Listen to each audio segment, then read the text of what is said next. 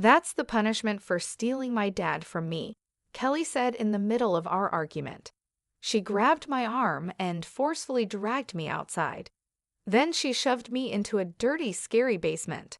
I tried my best to resist, but younger people are just stronger. I was trapped inside the scary basement. In the dark and chilly basement, I started to feel ill. What should I do? How can I get out of here? Though I was panicking, I felt a slight weight in the back pocket of my jeans. Oh yeah, I have this. I quickly searched my pocket.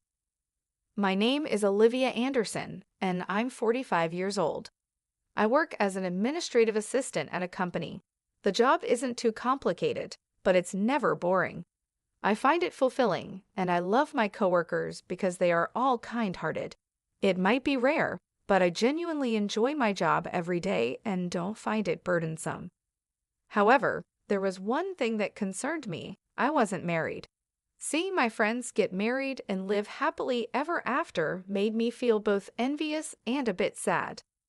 The thought of living the rest of my life alone was quite daunting. There were no prospects in sight, and I constantly wondered if any man would ever take an interest in me. Every day, I was consumed by thoughts of the future, filled with unease. A few years after I started having these thoughts, I finally got married. His name is James Anderson. He's 9 years older than me and works at one of our client companies. James had recently become the point of contact for the company I worked at, so he visited often. At first, we were both hesitant, but gradually we grew closer and started dating. After a few years, James and I were able to tie the knot. I was truly happy. I hoped with all my heart that we would build a happy home together. James has a 17-year-old daughter named Kelly from his previous marriage. He had been upfront about Kelly while we were dating, and I had met her several times. Kelly is very reserved and seems particularly fond of James. She was always by his side, glued to him. Seeing Kelly like that warmed my heart. I hoped that as we started living together, Kelly and I would become close. However, I didn't fully understand Kelly's true nature. After marrying James, I moved into the home he shared with Kelly. I quit my job to become a homemaker, doing everything I could to ensure that James and Kelly had a comfortable life. I prepared well-balanced meals and kept the house tidy. It might seem ordinary, but I believed it would make their lives more pleasant. Having a family was so different from living alone. Every little household chore became a lot more challenging. What comforted me during those times was a cat named Oliver. Oliver had always been at James's house. He was a bit chubby, and I heard he liked to sneak out, but I believed that as long as I was always at home, he wouldn't run away. Even though I faced many exhausting days, I always felt soothed admiring Oliver. Life after marriage had its challenges, but I felt much happier than when I was single. However, something weighed on my mind. I worried that Kelly might not think highly of me, leading her to ignore me. Even when I tried to start a conversation, Kelly would look at me with a confused expression and continue to ignore me. "Kelly, welcome home," I would say, but Kelly would only give me a fleeting glance and not respond. "How was school today? Did you have fun?" I asked, hoping to connect, but Kelly would remain silent, making me feel more isolated. I tried to keep the conversation going, but she still wouldn't say a word. After petting Oliver for a bit, she went straight to her room. Even though she kept ignoring me, I believed she just hadn't accepted me yet. She was at that challenging age of 17. If her father remarried and suddenly there's a new woman in the house who isn't her real mother, it's understandable that she would be wary. I had met Kelly a few times before James and I got married, but she just couldn't seem to warm up to me. I was racking my brain trying to figure out how to get Kelly to accept me, but despite my efforts, Kelly never warmed up to me. Ignoring me became her norm. She began openly avoiding me, and whenever she was around me, she had a constant look of displeasure on her face. When James was home, she'd talk a bit, probably to avoid upsetting him, as she adored him so much. Still, I thought it was better than not talking at all. It's been about 5 years since I married James. The distance between Kelly and me never seemed to close, and life felt kind of empty. Even after living together for 4 years, I didn't know what Kelly's favorite food was or what her hobbies were. The only thing I knew was that she adored Oliver.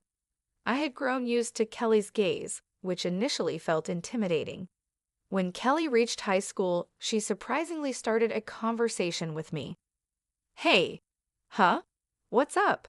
I was taken aback that Kelly spoke to me, and my voice unintentionally went up a notch. Was she finally opening up to me? What's she going to say? Various emotions bubbled up, but I silently waited for Kelly's words. However, what Kelly said was completely unexpected. "How long are you going to stay in this house?" "What?" "I'm asking how long you're planning to stay. Can you leave soon? You're in the way." Why would you say that? Being told out of the blue to leave was a shock. I was puzzled as to why she'd suddenly say that. Questions swirled in my head, but finding the words was challenging. Then Kelly explained her feelings, shedding light on her past actions. "Look, I love my dad. It was just the two of us, you know. Why did we suddenly have to live with an old woman like you acting all motherly? I just can't handle it." "What?" "I thought if I treated you like you weren't there, you'd break and divorce him. Was school fun? Seriously gross." I was bombarded with her hurtful words, leaving me speechless. "In front of Dad, you act all high and mighty, but it's been hard for me, you know. Maybe it's time you realized your worth, old lady." Seeing my sad face, Kelly seemed satisfied and flashed a smile. I had never seen Kelly look like that before as she walked away. All along, she had harbored such negative feelings towards me. Her hurtful words and the suggestion to reflect on my worth kept echoing in my head. Before I knew it, tears streamed down my face. What was the point of all the effort these past 5 years? I tried so hard to gain Kelly's approval, but in the end, she never accepted me.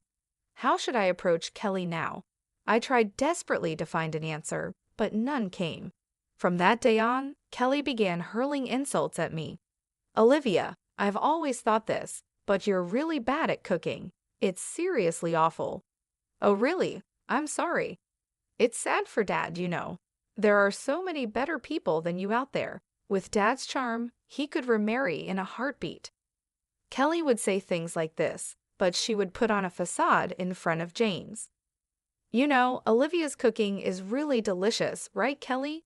"Yeah, it's yummy," Kelly would reply. It wasn't new, but seeing Kelly's quick switch always left me dumbfounded. "What's wrong, Olivia?" James would ask. Olivia is just so happy. I feel happy yet not happy, such a complicated emotion that probably no one can understand. "I guess so," I replied, trying to maintain my composure. But Kelly lost all restraint and kept on with her tirades. Many times, I thought about breaking down and confiding in James, but I never could take that step. James always seemed so busy with his daily work. I just couldn't bring myself to burden him with my problems. I thought if I just endured, everything would be okay. Even if Kelly said she loved James, she might eventually move out and live alone. I saw it as just enduring until then. 6 years later, Kelly went on to college after graduating high school and later got a job at a company near home. Around the same time Kelly started working, James began taking on business trips. Initially, they were just for a day or two, but gradually the duration increased. It wasn't rare for him to be gone for 2 weeks or even an entire month. A few months after these trips began, Kelly's verbal abuse didn't stop. With James gone, it seemed Kelly had no filter. "The food's terrible. Can't you do something about it?" "Say something," Kelly demanded as she left her unfinished meal and quickly went to Oliver's place. I looked at the leftover food and gently put down my knife and fork. I had endured so much up to this point, but one day I finally reached my breaking point. Endless verbal abuse and a cold attitude every day. I was treated more like a maid than a mother. There wasn't any particular trigger. While Kelly was hurling insults at me as usual, I finally snapped. Just get out already. You're so annoying. Hey, you're always telling me I'm a bother and to leave. Enough is enough, I shouted back. Kelly, not used to me talking back, was taken aback, but quickly responded with harsh words. What? Why are you suddenly talking back? I seriously can't deal with this. I can't take it anymore. If you can't stand it, why don't you move out? You have a job, you have money, and you do fine on your own. I'm a homemaker. I can't just up and leave. Maybe I hit a nerve because she didn't respond. I could tell she was fuming. Lost your tongue? What happened to all that energy just a moment ago? I said. Just as I was about to get the upper hand, Kelly suddenly grabbed my arm, squeezing painfully tight.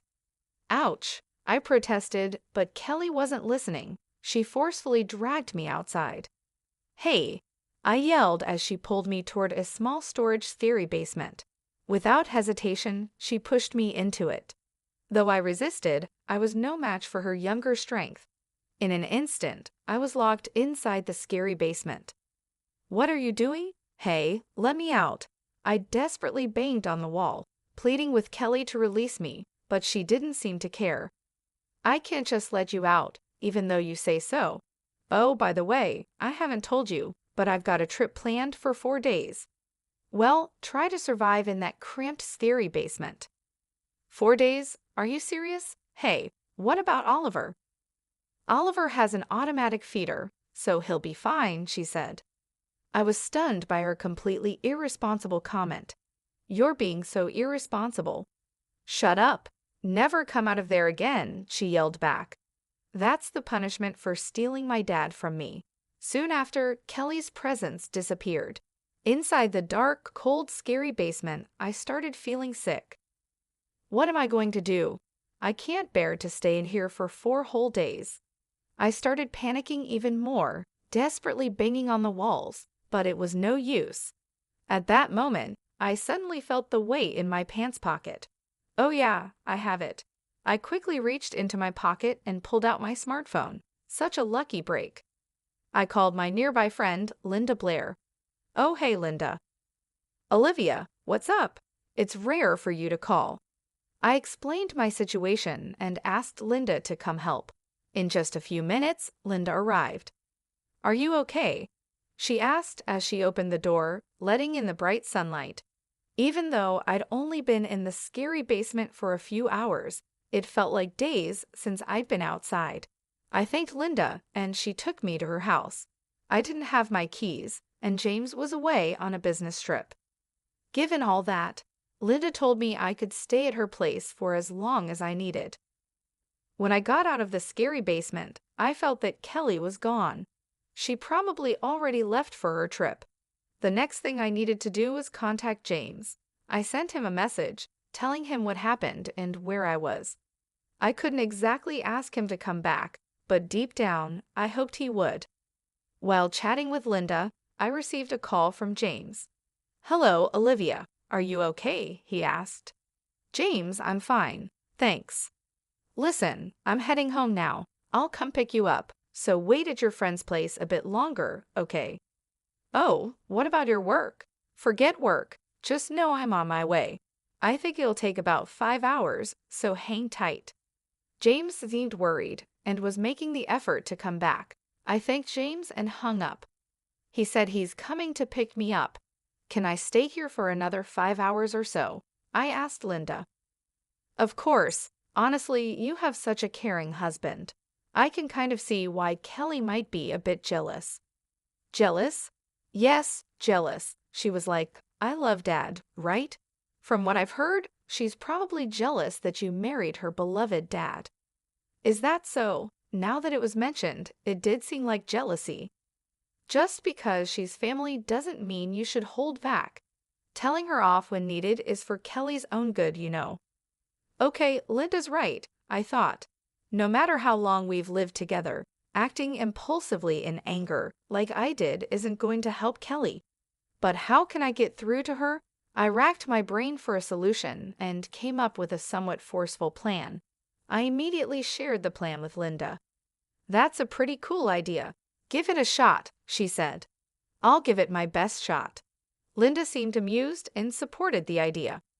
2 hours later, James arrived at Linda's house and knocked on the door. Are you okay, Olivia? I'm fine, thank you, but you were at work. You matter more to me than any job, he said. James had decided to take a few days off from work. Is it okay for you to take time off like that? Yeah, they said they'll manage. I feel like I need to have a serious talk with Kelly. After that, I explained to James in detail what Kelly had done to me and how I ended up trapped in the storage basement. James listened intently and apologized. I'm sorry for not noticing. It's not just your fault. I didn't speak up, and Kelly was doing all this secretly. Still, I should have noticed something was off. I'm truly sorry. A heavy atmosphere lingered until Linda broke through it. Hey, why the long face? You're going to scold Kelly, right? Buck up. Linda's words somehow inspired me. You're right. Afterward, we thanked Linda and went home. I felt like I might have troubled James, but if this could make Kelly's behavior settle down, I'd be glad.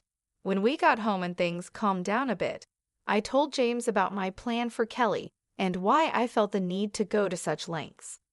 After pondering for a moment, James said, well, honestly, considering Kelly's past, it might take something drastic to get through to her. 2 days later, it was the day Kelly would return. Since we didn't know when she'd be back, we left the window closest to the basement open, keeping an eye out for her return. Around 5:00 p.m., a taxi stopped in front of our house, and Kelly stepped out with her luggage. The plan I put into action involved making the basement, where I was supposedly locked up, seem ransacked and emit a rotting smell. Frankly, it's debatable if a human being would pass away in such conditions for 4 days. Moreover, even if the person did pass away, the stench of decay wouldn't arise immediately. However, I bet that Kelly wouldn't know such details. With a slight intention to shock her, I executed my plan and secretly watched Kelly. I noticed Kelly stopped in front of the scary basement. From her reaction, it seemed my plan was working. Oh, what's that smell? Kelly frowned at the stench coming from the scary basement. She suddenly looked alarmed and forcefully opened the door to the scary basement. Kelly was choking from the intense odor, but her expression quickly changed to shock as she saw the inside. What's this? It's been ransacked. We approached the stunned Kelly and spoke up. How was your trip? Olivia, why? Wait, Dad's here too. Kelly, we need to talk, James said with the scariest expression I'd ever seen on his face. Seeing James's face, Kelly seemed to understand everything. She sat on the sofa, looking downcast. You've done some terrible things to Olivia, James said. Kelly remained silent. You panicked earlier, thinking that maybe Olivia had died in there. That's not it. Then why did you look so panicked in front of the scary basement? After a pause, Kelly revealed something unexpected. I thought Oliver was inside. What?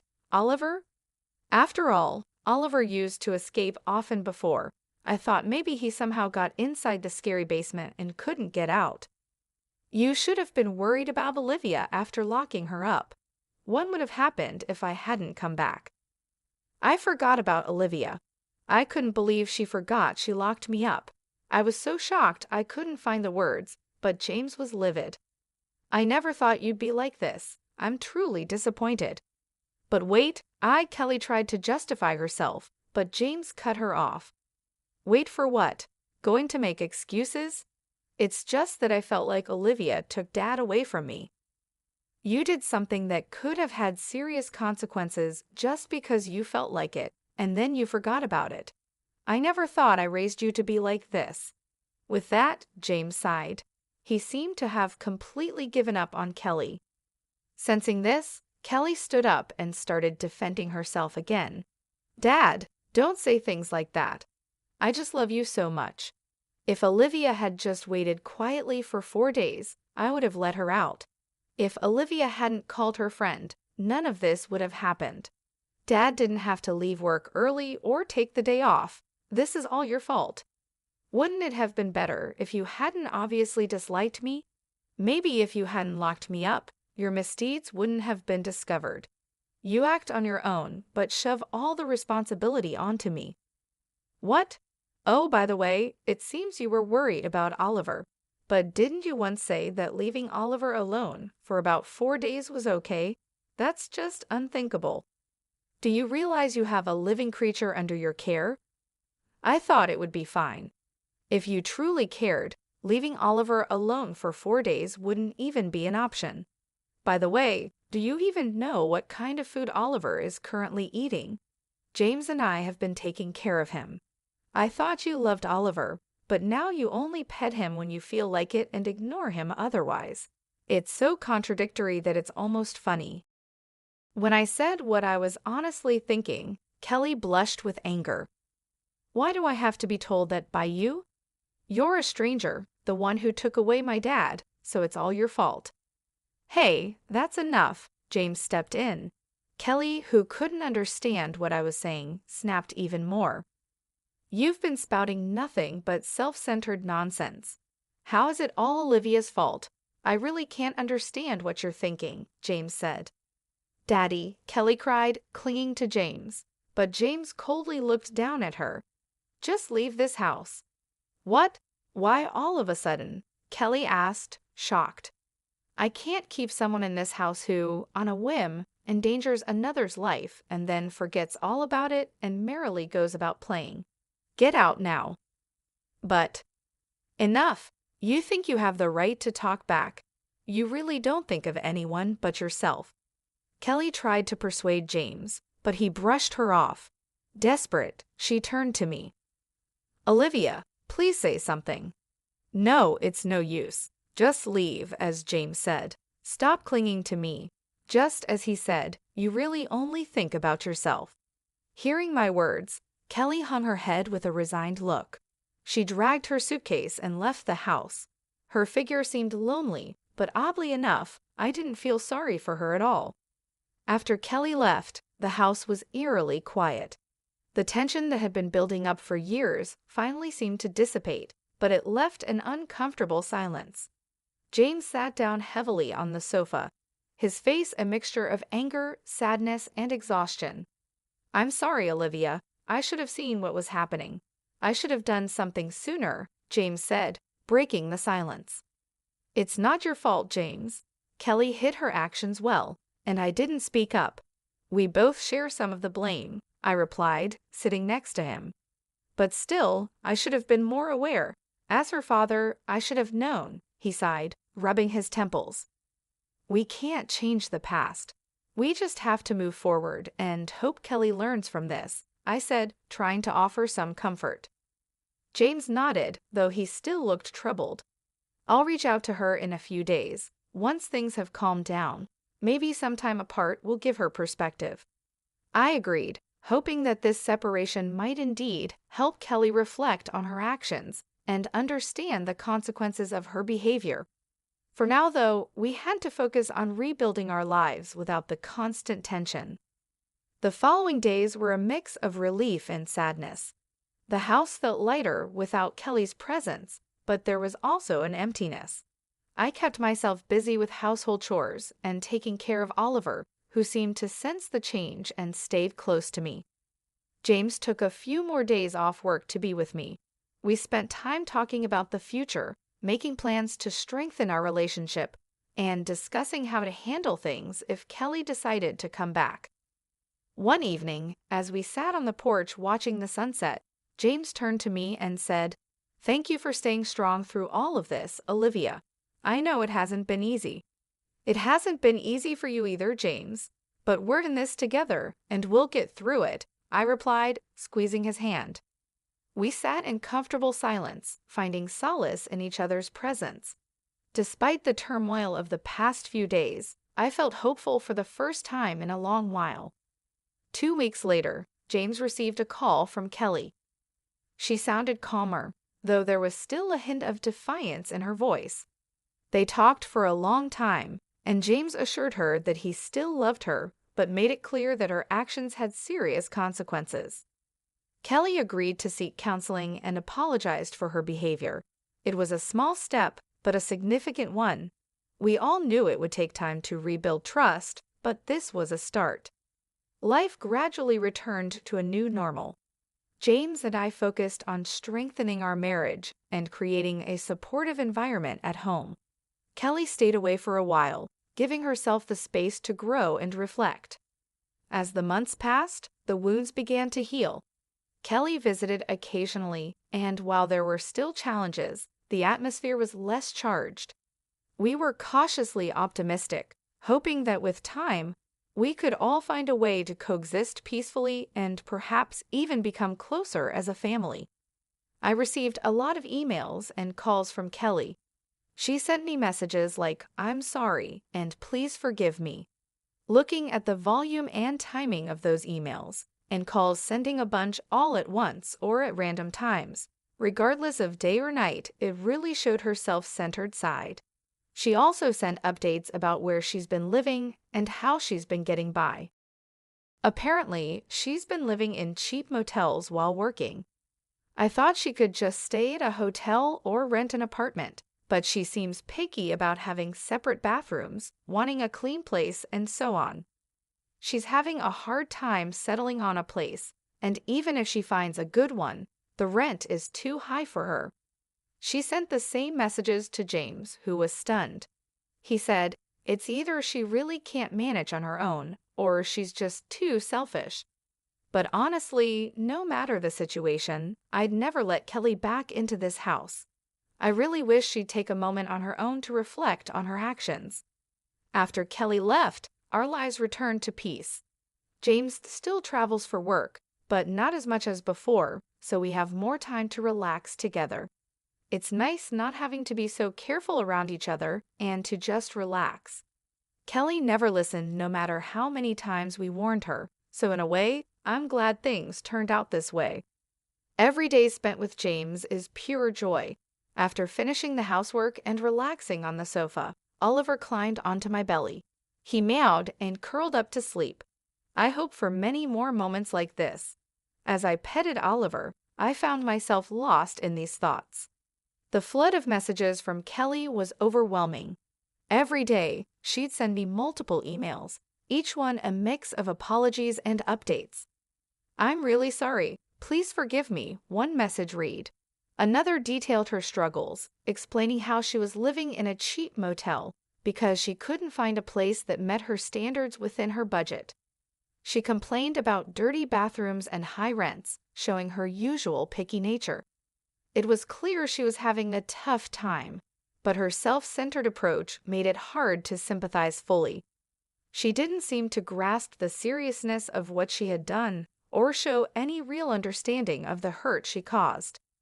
The same pattern of messages went to James, who was equally stunned. He remarked, "It's either she really can't manage on her own, or she's just too selfish." Despite her situation, I knew I couldn't let Kelly back into our home. She needed time to reflect on her actions and understand the consequences. Bringing her back would only mean more chaos and tension, and I wasn't willing to go through that again. I hoped that this time apart would help her grow and change for the better. With Kelly gone, our home became a place of peace and relaxation. James's work trips became less frequent, giving us more time together. We no longer had to tiptoe around Kelly's moods and behavior. The quiet moments we shared were filled with comfort and joy. Whether we were having dinner, watching TV, or simply sitting in silence, there was a sense of harmony that had been missing for so long. One evening, after finishing my chores, I settled on the sofa with Oliver. The little cat, sensing my calm, jumped onto my belly, meowed softly, and curled up to sleep. I stroked his fur, feeling his gentle purring. It was in these simple moments that I found the greatest happiness. As I sat there, my mind wandered to the future. I imagined more days like this, filled with peace and contentment. I thought about how James and I could continue to strengthen our bond, making up for the lost time we spent dealing with Kelly's issues. I also hoped that Kelly, wherever she was, would find her way and learn to take responsibility for her actions. Despite the challenges we faced, I felt hopeful. Life had a way of throwing unexpected hurdles, but we had navigated through them and come out stronger. The future seemed bright, and I was ready to embrace it with open arms. Oliver stirred slightly, adjusting his position before settling back down. His warmth and softness were comforting reminders of the love and stability I now had. As I continued to pet him, I felt a sense of gratitude for these peaceful days and the strength to face whatever came next. The days turned into weeks, and our lives continued to improve. James's presence at home made a significant difference. We spent our weekends exploring new hobbies, going for long walks, and even planning a few short trips. It felt like a second honeymoon, a chance to reconnect and rebuild our lives together. Every so often, James would check in with Kelly, encouraging her to seek counseling and offering support from a distance.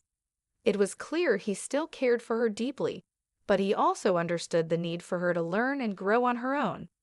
Our conversations about Kelly were more hopeful than before, focusing on her potential for change rather than the mistakes of the past. In the quiet moments, I often reflected on how far we had come. The journey had been tough, but it had also brought James and me closer. We had learned to communicate better, to support each other more fully, and to cherish the peaceful moments we now enjoyed. Oliver remained a constant source of comfort and joy. His playful antics and affectionate nature were daily reminders of the simple pleasures in life. Whether he was chasing a toy or curling up next to us, he added a touch of warmth and love to our home. As the seasons changed, so did our outlook on life. We were no longer weighed down by the past, but were instead looking forward to a future filled with possibility. Each day was a new opportunity to build on the peace we had found and to create a life that was truly our own. In the end, it wasn't just about surviving the storm, but about finding the strength to thrive in its aftermath. With James by my side and the love we shared, I knew we could face anything that came our way. The future was bright, and I was ready to embrace it with all my heart.